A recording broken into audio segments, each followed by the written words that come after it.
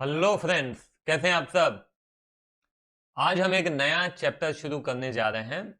Chapter का नाम है रेक्टिफिकेशन ऑफ एरर्स।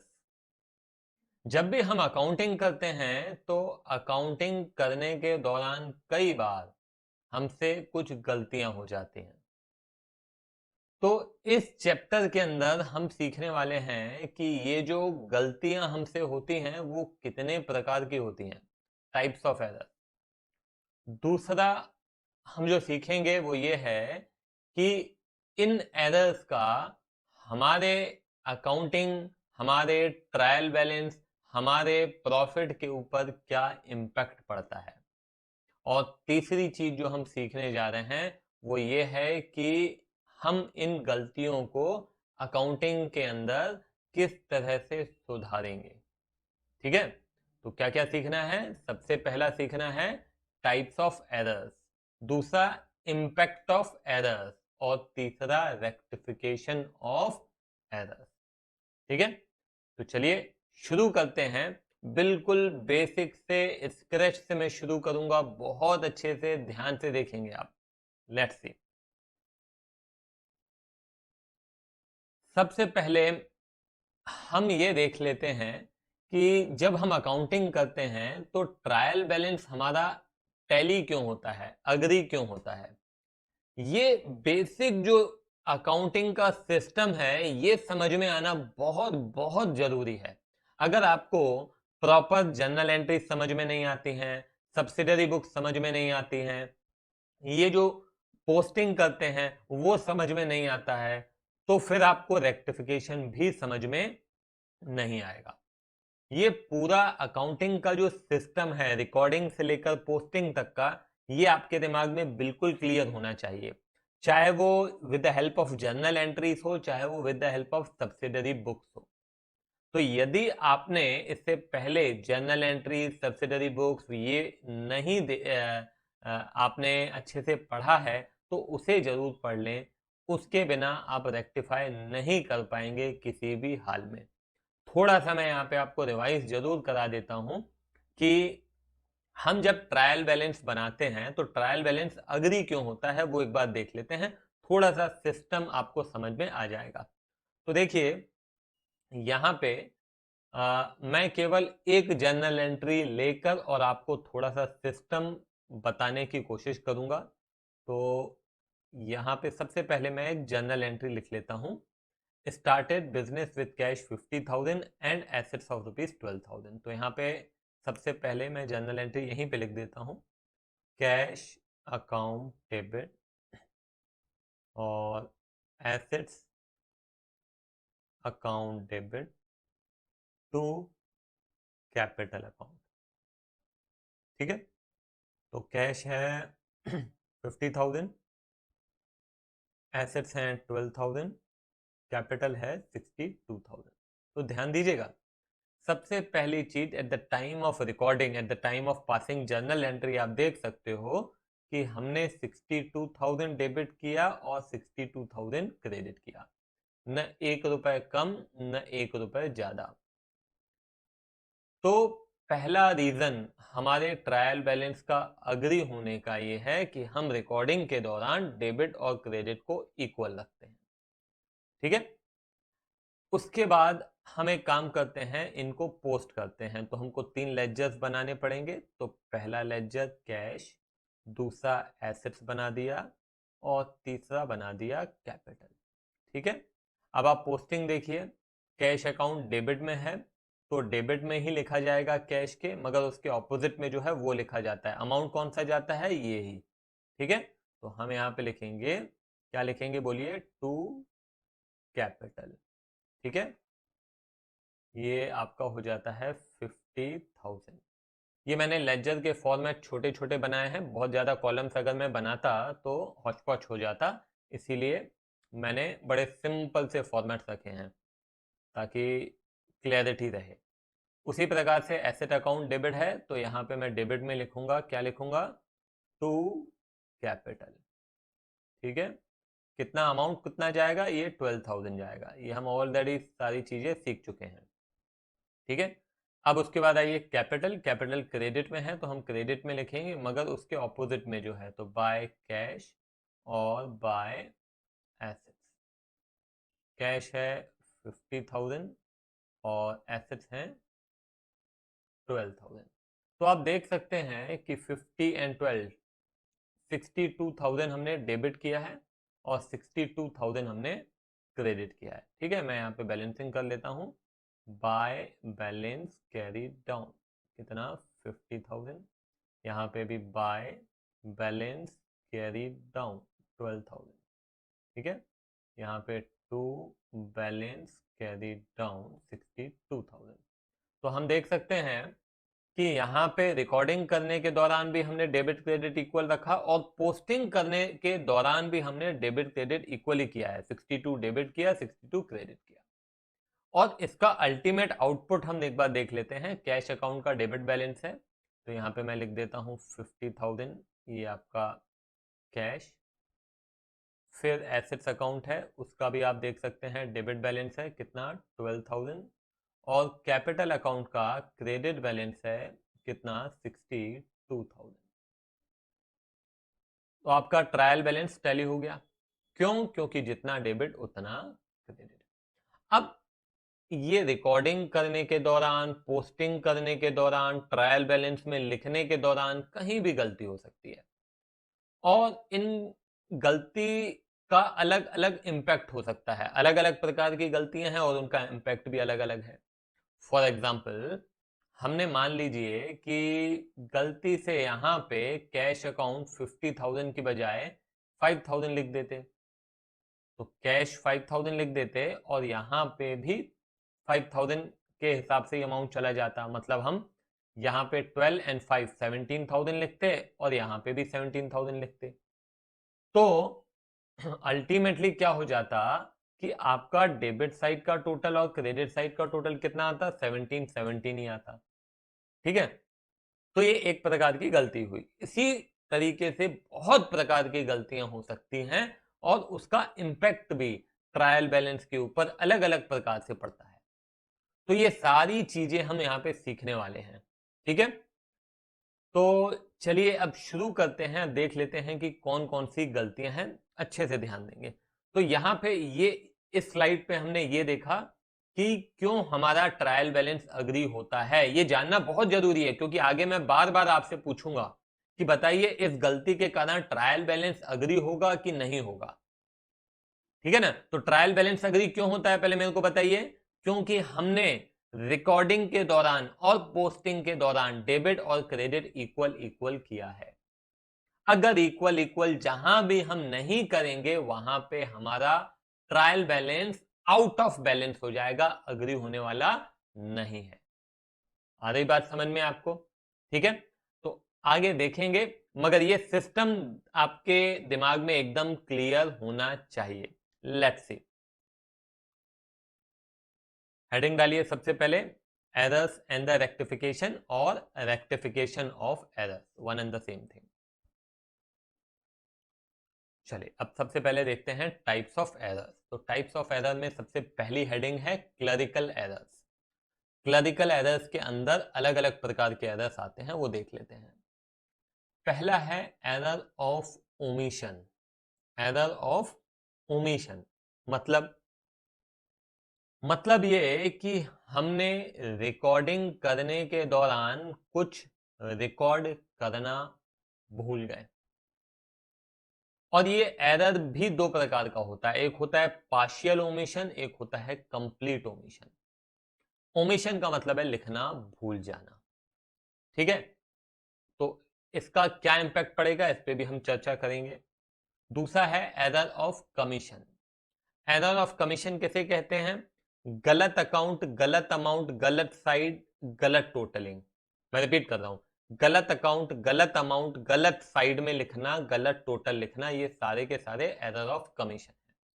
ठीक है, मैं सबका एग्जांपल दूंगा आपको, आप चिंता मत कीजिए। कंपनसेटिंग एरर वो होते हैं जिसमें एक एरर का इंपैक्ट दूसरा एरर कंपनसेट कर देता है, उसे हम कहते हैं कंपनसेटिंग एरर। एक एक करके देखते हैं। चलो देखो मैं आपको बताता हूं। सबसे पहले when a transaction is completely omitted, ये हम बात कर रहे हैं एरर ऑफ ओमिशन की। देखिए मैं आपको बताता हूँ, मान लीजिए कि हमें राम से कैश मिला, तो हम क्या लिखते हैं, cash account debited to Ram. कितना मिला, 100 रुपए मिला। तो ये एंट्री हमें पास करनी चाहिए थी, हमने एंट्री पास ही नहीं की, लिखना ही भूल गए। अच्छा, पूरी की पूरी एंट्री नहीं लिखी, तो ना डेबिट लिखा ना क्रेडिट लिखा। अभी मेरे को बताइए कि क्या ये आपके ट्रायल बैलेंस के अग्रीमेंट को अफेक्ट करेगा? नहीं करेगा। क्यों नहीं करेगा, समझिए। मैंने आपको शुरू में ही बताया कि ट्रायल बैलेंस हमारा आउट ऑफ बैलेंस क्यों होता है, क्योंकि हमने जितना डेबिट किया है उतना क्रेडिट नहीं किया है।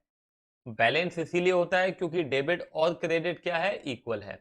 ट्रायल बैलेंस एक वेइंग स्केल की तरह होता है, वो मैनुअल वेइंग स्केल, तराजू पुराने जमाने में हमने जो दुकानों में रखी रहती थी, तो उसमें आपने देखा होगा कि उसमें दो पलड़े रहते थे, है ना। एक जगह हमने कुछ सामान रखा, वेट रखा, और दूसरी जगह हम क्या रखते थे, कुछ गुड्स रखते थे उसको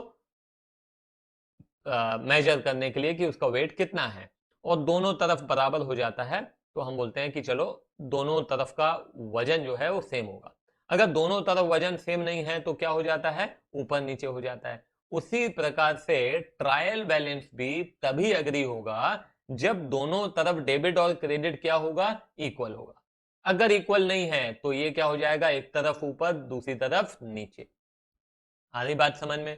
तो मैं यहां पे आपको ये बताना चाह रहा हूं कि एरर ऑफ ओमिशन में यदि हमने कंप्लीट ओमिशन किया तो क्या हो गया, ना तो हमने डेबिट में कुछ लिखा ना तो हमने क्रेडिट में कुछ लिखा, तो ट्रायल बैलेंस को इससे कोई दिक्कत नहीं है, आपका ट्रायल बैलेंस बिल्कुल टैली होगा। मैं आपको एक एग्जांपल बता देता हूं अगर आपको थोड़ा भी कंफ्यूजन है तो। देखिए यहां पे सबसे पहली एंट्री थी कैश टू कैपिटल, ठीक है, कैश टू कैपिटल कितना, 1000, 1000। अब आपने क्या किया, आपने कुछ परचेज कर लिया, ये पहला पहला ट्रांजैक्शन था। फिर दूसरा ट्रांजैक्शन था परचेज टू कैश, 500 रुपए के आपने गुड्स खरीद लिए।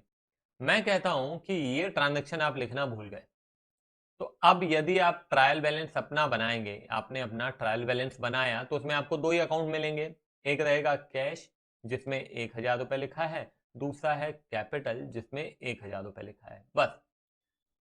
तो आप देखिए कि आपका ट्रायल बैलेंस इक्वल है कि नहीं है, बिल्कुल इक्वल है। तो ट्रायल बैलेंस को कोई दिक्कत नहीं है अगर आपने कोई ट्रांजैक्शन पूरा का पूरा छोड़ दिया लिखना, ठीक है। तो कंप्लीट ओमिशन होना चाहिए, पूरा का पूरा ट्रांजैक्शन लिखना भूल गए, कोई दिक्कत नहीं है, no problem at all. Getting my point? ठीक है। तो देखिए क्या लिखा है, it does not affect the agreement of trial balance, कोई इंपैक्ट नहीं पड़ेगा, ठीक है। बात समझ में आ गई आपको ये? ठीक है। अब हम देखते हैं when a transaction is partially omitted, पूरा का पूरा ट्रांजैक्शन हमने ओमिट नहीं किया है बल्कि आधा ओमिट किया है। अब आप कहेंगे सर आधा कैसे, कोई ऐसा आधी जनरल एंट्री तो कभी लिखता ही नहीं है। बिल्कुल सही बोल रहे हो, आधी जनरल एंट्री कोई नहीं लिखता है, तो फिर ये पार्शियल ओमिशन कहां से आ गया? देखो अभी आपको याद होगा, हम सब्सिडरी बुक्स बनाते थे, याद है कि नहीं है? सब्सिडरी बुक्स में आपने परचेज बुक बनाया, सेल्स बुक बनाया, याद है नहीं है? तो फॉर एग्जाम्पल मैं आपको ऐसे ही रफ में एक फॉर्मेट बना देता हूं, ये देखिए, ठीक है। ये हमने बनाया परचेज बुक, और परचेज बुक में हमने राम एंड कंपनी से कुछ गुड्स खरीदे थे। कितने के गुड्स खरीदे? 500 रुपए के, ठीक है। आपको याद होगा, अगर सब्सिडरी बुक्स अभी याद नहीं है तो मैं आप लोगों को कहूंगा कि सब्सिडरी बुक के आप एक बार लेक्चर एटलीस्ट देख लो कि आपके फंडामेंटल्स क्लियर हो जाएं, उसमें कंसेप्ट एकदम क्लियर होना चाहिए कि उसका सिस्टम कैसे काम करता था, ठीक है। वो नहीं होगा तो इस चैप्टर में बड़ी दिक्कत होने वाली है, आपको ये ध्यान रखिएगा। तो ये हम क्या करते थे कि परचेज बुक में हमने लिख दिया है राम एंड कंपनी, ठीक है, और फिर हमने श्याम से भी खरीदा तो श्याम एंड कंपनी भी लिख दिया, ठीक है। कितना? 600, टोटल हो जाता है 1100, ठीक है।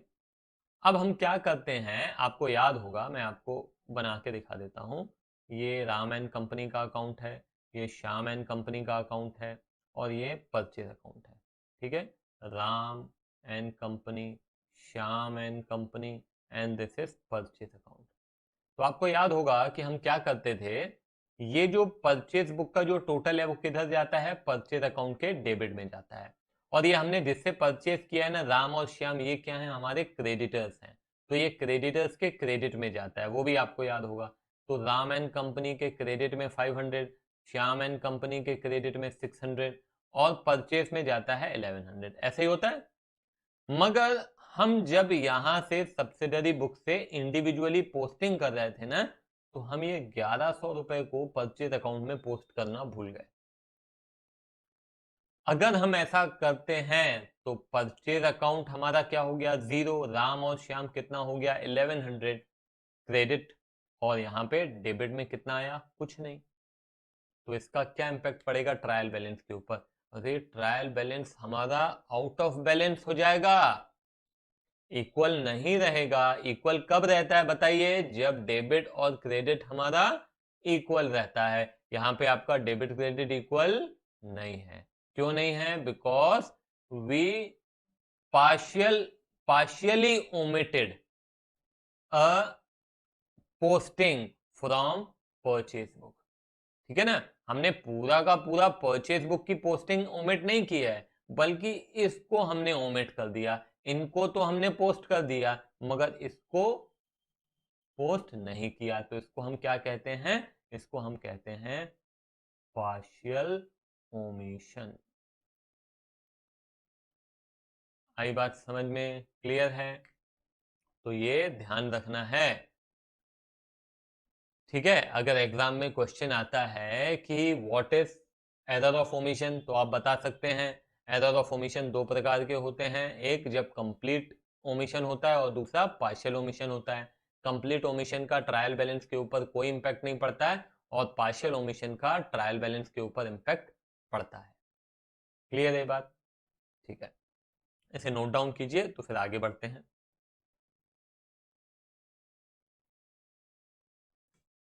चलिए, अब आते हैं दूसरा, एरर ऑफ कमीशन।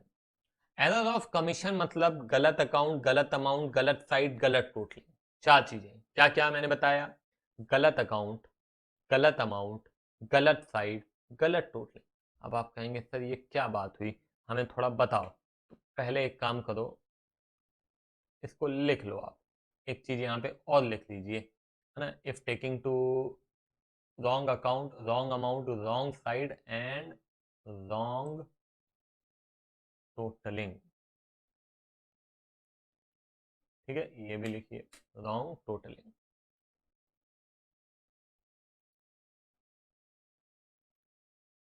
अब नीचे लिखा है कि मे और may not affect the trial balance, ये समझ में नहीं आया। मैं सबका आपको एक एग्जांपल दूंगा, बिल्कुल क्लियर हो जाएगा आपको। ठीक है, चलो। तो यहाँ पे एक काम करते हैं, कुछ छोटे छोटे से फॉर्मेट हम बनाते हैं और फिर देखते हैं। चलिए, मान लीजिए कि कुछ इस प्रकार से आ,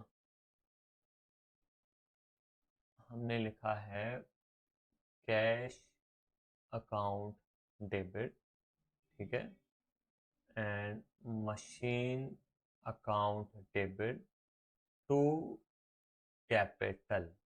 ठीक है, 500, 200 एंड 700। ठीक है, अब यहाँ पे हमने क्या किया है, ये लिखा है कैश, ये लिखा मशीन, और ये लिखा कैपिटल। ठीक है, तो कैश में यहाँ जाना चाहिए 500, यहाँ पे जाना चाहिए 200, यहाँ पे जाएगा 700। तो आप देख सकते हैं कि यहाँ पे भी 700 है, यहाँ पे भी 700 है। यहाँ पे पोस्टिंग में भी कैश और मशीनरी मिला के 700 हो जाएगा, कैपिटल भी 700 हो जाएगा। तो आपका ट्रायल बैलेंस बिल्कुल अग्री करेगा यहाँ पे, क्योंकि यहाँ पे आप देखेंगे कैश और मशीन का डेबिट बैलेंस होगा 700 और कैपिटल का क्रेडिट बैलेंस होगा 700। बराबर है। मान लीजिए कि हम पोस्टिंग करने के दौरान गलती से कैश की बजाय हमने बैंक अकाउंट में लिख दिया। कैश अकाउंट में नहीं लिखा बल्कि बैंक अकाउंट में लिख दिया। ये 500, ये 200 और ये 700। तो अभी मेरे को बताइए कि आपका ट्रायल बैलेंस अग्री होगा या नहीं होगा, पहली बात। और दूसरा, ये कौन से प्रकार का एरर है। तो यहाँ पे पहला, तो भैया ये एरर है आपका error of commission. Error of commission में क्या क्या देखा, गलत अकाउंट, गलत अमाउंट, गलत साइट, गलत टोटलिंग। तो यहाँ पे क्या है, गलत अकाउंट में आ गया। जाना था कैश अकाउंट के डेबिट में मगर चला गया बैंक अकाउंट के डेबिट में। फिर मैं बोल रहा हूं, मैं ध्यान से सुनो। जाना था कैश अकाउंट के डेबिट में, चला गया बैंक अकाउंट के डेबिट में।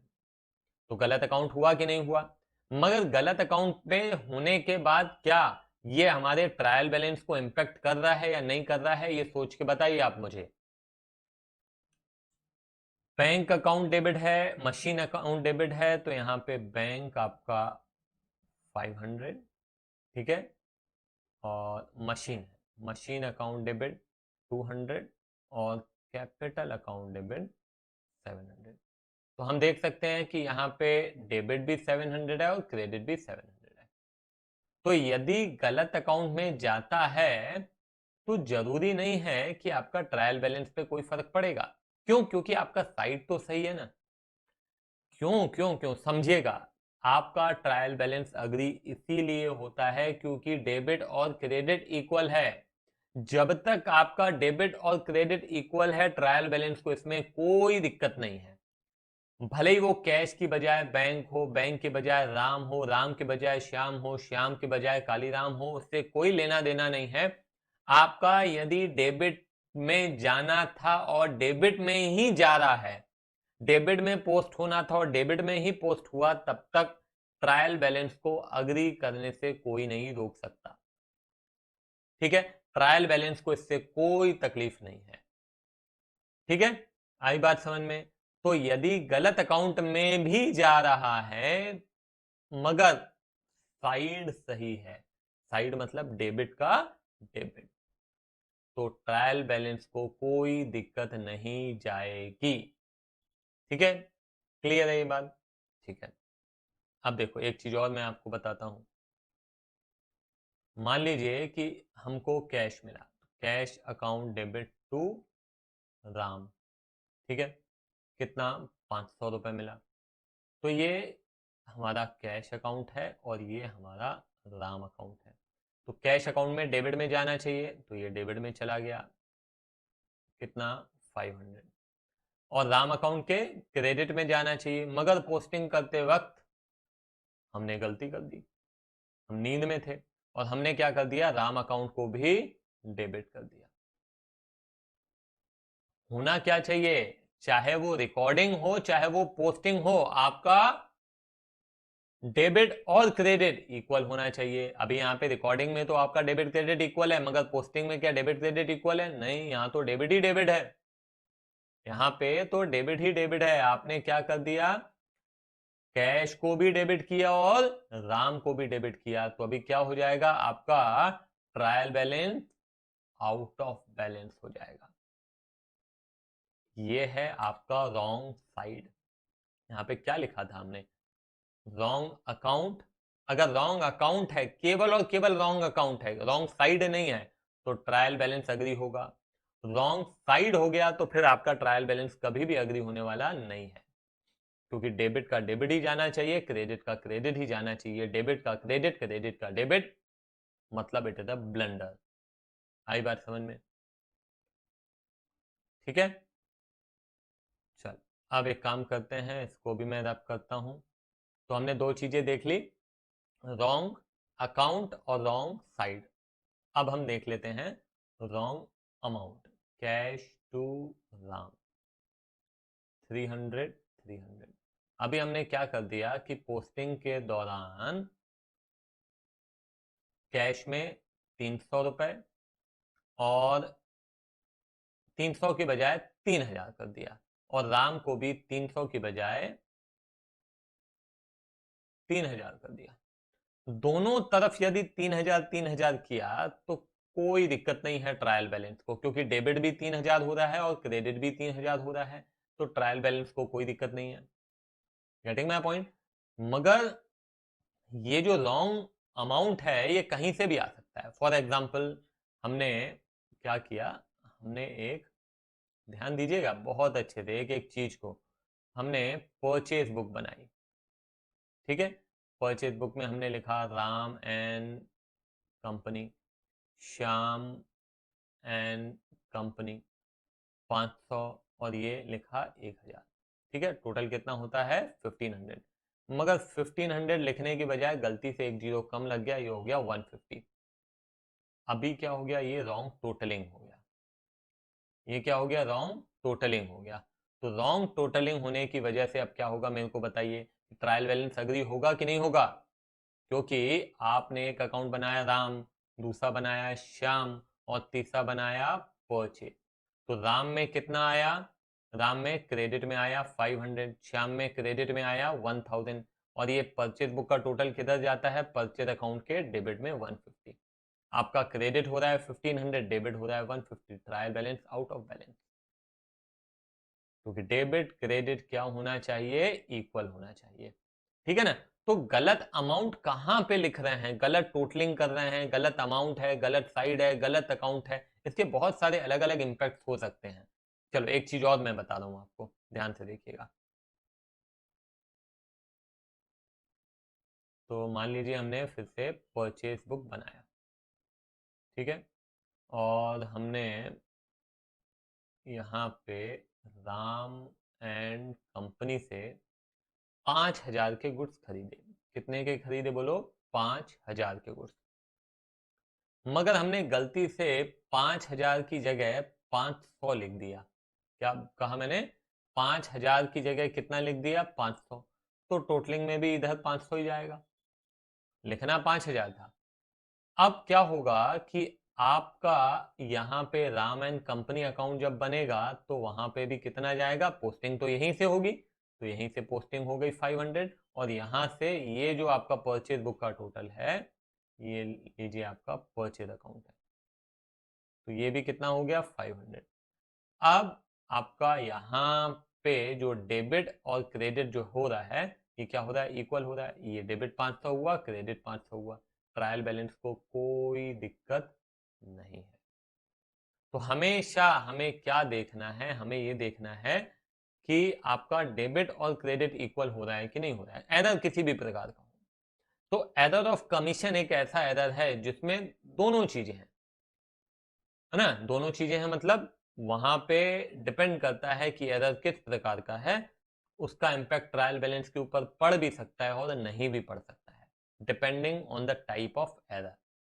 ठीक है, ठीक है, समझ में आया। बाकी आगे क्वेश्चंस हम देखेंगे तो आपको क्लियर हो जाएगा, मगर अभी बेसिक आइडिया एटलीस्ट आपको हो जाना चाहिए। तो एरर ऑफ ओमिशन क्या था, एरर ऑफ ओमिशन जब हम लिखना भूल जाते हैं। दो प्रकार के होते हैं, कंप्लीट ओमिशन और पार्शियल ओमिशन।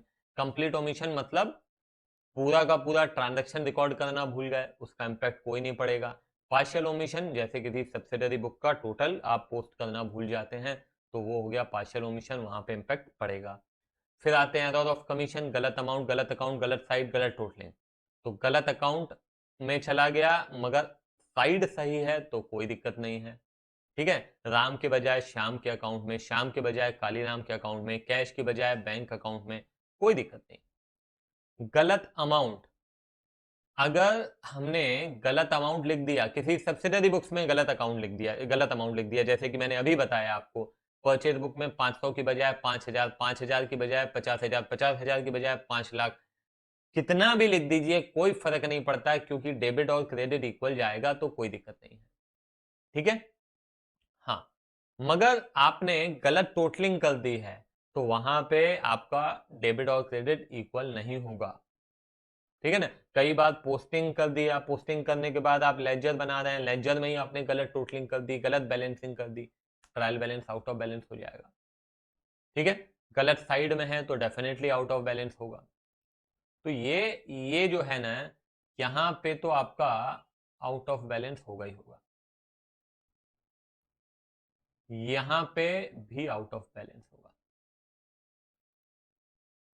ठीक है, यहां पे डिपेंड करता है। यहां पे अगर आपने जर्नल एंट्री रिकॉर्ड करने के दौरान यदि गलत अमाउंट लिखा है, सब्सिडरी बुक में लिखने के दौरान गलत अमाउंट लिखा है, तो कोई आउट ऑफ बैलेंस नहीं होगा, है ना। इफ वाइल रिकॉर्डिंग, है ना, then no impact on trial balance. ठीक है, वाइल रिकॉर्डिंग, अब वो वाइल रिकॉर्डिंग चाहे वो जर्नल एंट्री हो चाहे वो सब्सिडियरी बुक। ठीक है, और ये हम बात कर रहे थे wrong account. If the side is correct, है ना, नो इम्पैक्ट। ये नोट डाउन आप कर लीजिए। ठीक है, आगे क्योंकि आप देखेंगे, मान लो क्वेश्चन आया, उसमें पूछा जाएगा कि बताइए इसका इम्पैक्ट ट्रायल बैलेंस के ऊपर पड़ेगा कि नहीं पड़ेगा, तो आपको तभी बनेगा जब ये सारी चीज़ें क्लियर होंगी। हालांकि मैं आपको डिटेल में सारी चीज़ें एक्सप्लेन करता चलूंगा, हर एक क्वेश्चन को हम डिटेल में डिस्कस करेंगे। इसे नोट डाउन कर लें फिर आगे बढ़ें।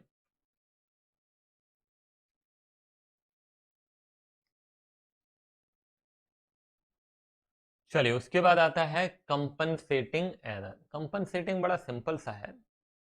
फॉर एग्जांपल, हमने दो ट्रांजैक्शन किए, परचेजेस टू कैश 500 500, दूसरा हमने किया कैश टू सेल 600 600। ठीक है, अब क्या हुआ कि यहाँ पे एक अकाउंट बनेगा परचेजेस, दूसरा बनेगा सेल्स, तीसरा बनेगा कैश। ठीक है, अब हमको क्या करना है, पोस्टिंग करना है। ठीक है, एक काम करते हैं, चलो थोड़ा सा चेंज करते हैं स्टोरी को। मान लो कि हमने यहाँ पे परचेज बुक बनाया, परचेज बुक बनाया और यहाँ पे एक सेल्स बुक बनाया। ठीक है, यहाँ पे लिखा भोला एंड कंपनी। ठीक है, यहाँ पे लिखा Ram and company. Ram and company से 500 रुपए के गुड्स खरीदे। ठीक है, टोटलिंग हुआ 500। ठीक है, भोला एंड कंपनी से 600 के गुड्स खरीदे और यहाँ पे आपका टोटल हुआ 600। ठीक है, अभी क्या हुआ कि हमें यहाँ पे भोला एंड कंपनी एक अकाउंट बनाया। थोड़ा दिमाग लगाइए कि भोला एंड कंपनी में डेबिट होगा कि क्रेडिट होगा, राम एंड कंपनी में डेबिट होगा कि क्रेडिट होगा, परचेस में डेबिट होगा कि क्रेडिट होगा, सेल्स में डेबिट होगा कि क्रेडिट होगा। दिमाग लगाइए। तो सबसे पहले भोला एंड कंपनी है, भोला एंड कंपनी में ऑब्वियस सी बात है कि भोला हमारा डेटर है, इसलिए उसमें डेबिट होगा, है ना। हमने क्या एंट्री करते हैं, Bhola and company account debit to sales, तो भोला एंड कंपनी को क्या करेंगे, डेबिट करेंगे। तो हमें डेबिट कर दिया हमने 600। उसी प्रकार से purchase account debit to Ram, Ram को करना चाहिए क्रेडिट, तो क्रेडिट कर दिया कितना, 500। ठीक है, अब ये परचेज बुक का टोटल जो है ये है 500। अब हमने क्या कर दिया, गलती से जब हम यहाँ पे पोस्ट कर रहे थे तो हमने 500 की बजाय हमने लिख दिया 5000। ठीक है, हमने कितना लिख दिया, 5000 लिख दिया। ठीक है, मतलब यहाँ पे 4500 रुपीज ज्यादा लिख दिया, 4500 रुपीज ज्यादा लिख दिया। ठीक है, या एक काम करो, चलो टू कीप इट सिंपल, हमने 500 की बजाय 550 लिख दिया। चलेगा, कितना लिख दिया, 500 की जगह 550 लिख दिया। तो आप देख सकते हैं कि यहाँ पे गलती से हमने 50 रुपीज ज्यादा लिख दिया। तो अब आप देख सकते हैं कि हमारा डेबिट क्रेडिट क्या होना चाहिए, इक्वल होना चाहिए। आप राम एंड कंपनी को यदि 500 से क्रेडिट कर रहे हैं तो परचेज को भी 550 से ही, 500 से ही डेबिट करना चाहिए, मगर हमने यहाँ पे कितना लिख दिया, 550। तो देखा जाए तो आपका ट्रायल बैलेंस टैली नहीं होना चाहिए, मगर हमने एक और गलती कर दी। हमें सेल्स को यहाँ पे क्रेडिट करना चाहिए था 600 से, और हमने उसको क्रेडिट कर दिया 650 से। मतलब यहां पे भी हमने 50 रुपए ज्यादा लिख दिया। जिस प्रकार से 50 रुपए आपने परचेस में ज्यादा लिख दिया था, उसी प्रकार से आपने सेल में भी 50 रुपए ज्यादा लिख दिया। तो इससे क्या होगा, ये जो आपका एरर था उसको ये वाला एरर कंपनसेट कर देगा। इससे आपके ट्रायल बैलेंस पे, अग्रीमेंट पे कोई इंपैक्ट नहीं पड़ेगा। देखो आप, हम यहाँ पे ट्रायल बैलेंस बनाते हैं, ठीक है। तो ट्रायल बैलेंस में मैं यहाँ पे डेबिट बैलेंसेस लिख देता हूँ, यहाँ पे क्रेडिट बैलेंसेस लिखता हूँ। तो ये भोला एंड कंपनी का डेबिट बैलेंस है, तो ये 600 मैंने लिख दिया। राम एंड कंपनी का क्रेडिट बैलेंस है, 500 लिख दिया। परचेजेस का डेबिट बैलेंस है, 550 लिख दिया। और ये सेल्स का क्रेडिट बैलेंस है 650। तो ये कितना हो जाता है 1150। ये कितना हो जाता है 1150। आप देख सकते हैं दोनों तरफ इक्वल है। बात समझ में आ रही है मैं क्या कह रहा हूँ? यहाँ पे एक एरर किया हमने जिसमें कि 50 रुपीज ज्यादा लिख दिया हमने डेबिट में, तो यहाँ पे भी एक एरर किया जिसमें 50 रुपीज ज्यादा लिख दिया क्रेडिट में। तो इससे दोनों एरर्स जो हैं आपस में क्या हो गए, सेट ऑफ हो गए। एक एरर ने दूसरे एरर का इंपैक्ट क्या कर दिया, सेट ऑफ कर दिया। इसको हम कहते हैं कंपनसेटिंग एरर। ठीक है। इस तरह के क्वेश्चन हालांकि एग्जाम में कंपनसेटिंग एरर को लेकर नहीं आएगा, हाँ थ्योरेटिकल क्वेश्चन डेफिनेटली पूछा जा सकता है। तो if effect of one error is cancelled by some other error, such kind of error is called compensating error. आई बात समझ में? It does not affect the agreement of trial balance. चलिए अब आते हैं, दूसरा है error of principle. Now what is the meaning of error of principle? मैं इसको कहता हूं हिंदी में ज्ञान की कमी। ज्ञान की कमी के चलते जो एरर्स होते हैं उसे हम कहते हैं error of principal. Class 11th के अंदर जब स्टूडेंट्स स्टार्टिंग में जनरल एंट्री सीखना चालू करते हैं, तब सबसे ज्यादा एरर करते हैं एरर ऑफ प्रिंसिपल, क्योंकि उस वक्त ज्ञान की कमी रहती है। तो इस तरह के एरर्स होते हैं। फॉर एग्जाम्पल देखो, हमें मालूम है कि जब हम मशीनरी खरीदते हैं तो मशीनरी के इंस्टॉलेशन के लिए वेजेस देने पड़ते हैं। तो क्वेश्चन में लिखा रहता है wages paid for installation of machine ₹500। तो इसकी जनरल एंट्री स्टूडेंट्स क्या लिखते हैं, वो लिखते हैं wages account debited to cash, ये लिख देते हैं। ये जो एरर है ना, ये ज्ञान की कमी है। यदि आपको अभी भी समझ में नहीं आया है कि इसमें गलती क्या है, तो ये एरर ऑफ प्रिंसिपल ही है जो आपको मजबूर करता है यहाँ पे गलती करने के लिए। किसी भी फिक्स्ड एसेट को खरीदने से लेकर वर्किंग कंडीशन में लाने तक जो भी पैसे खर्च होते हैं, वो सारे के सारे उस फिक्स्ड एसेट के अकाउंट में ही लिखे जाते हैं। मतलब यहाँ पे सही एंट्री होनी चाहिए मशीनरी टू कैश। मगर क्या करते हैं स्टूडेंट्स, लिख देते हैं wages account debit to cash. ये ज्ञान की कमी के चलते हो रहा है, ये एरर ऑफ प्रिंसिपल है। क्या इसका ट्रायल बैलेंस के अग्रीमेंट के ऊपर कोई इंपैक्ट पड़ता है? नहीं, कोई इंपैक्ट नहीं पड़ता। क्यों? क्योंकि यहां पे मैंने आपको बताया trial balance out of balance क्यों होता है, क्योंकि जितना डेबिट उतना क्रेडिट नहीं हुआ है। यहां पे मेरे को बताइए कि डेबिट क्रेडिट में कोई दिक्कत है क्या? इधर भी 500 डेबिट 500 क्रेडिट, इधर भी 500 डेबिट इधर भी 500 क्रेडिट, क्या फर्क पड़ता है? केवल और केवल वेजेस की बजाय कहां चला गया, मशीनरी अकाउंट में चला गया, बिकॉज ऑफ ज्ञान की कमी। तो ये है आपका एरर ऑफ प्रिंसिपल। यहाँ पे ये एक्चुअली कैपिटल एक्सपेंडिचर है। कैपिटल एक्सपेंडिचर मतलब हम जो फिक्स एसेट के ऊपर पैसे खर्च करते हैं ना, उसको कैपिटल एक्सपेंडिचर कहते हैं।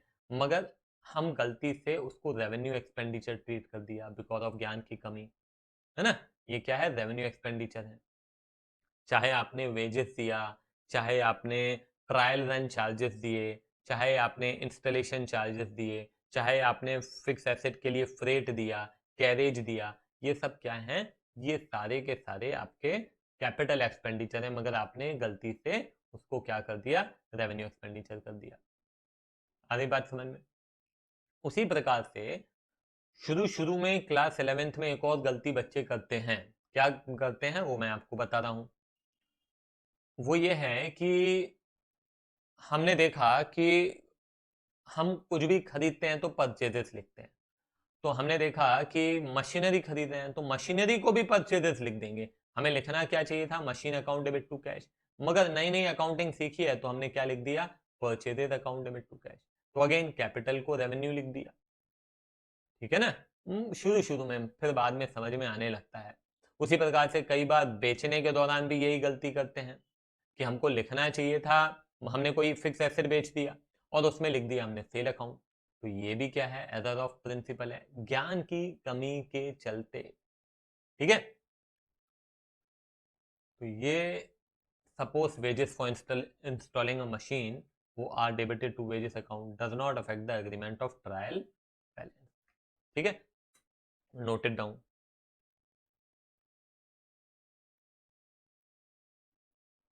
पॉज कर लीजिए और फिर इसको नोट डाउन कर लें, बेटर रहेगा। ठीक है, चलो अभी आप मेरे को बताइए, अगर अभी तक समझ में आया है तो आप इसका सही जवाब दे पाएंगे। If amount is posted in wrong account और the wrong side of account it is called, किस प्रकार का एरर है बताइए ये।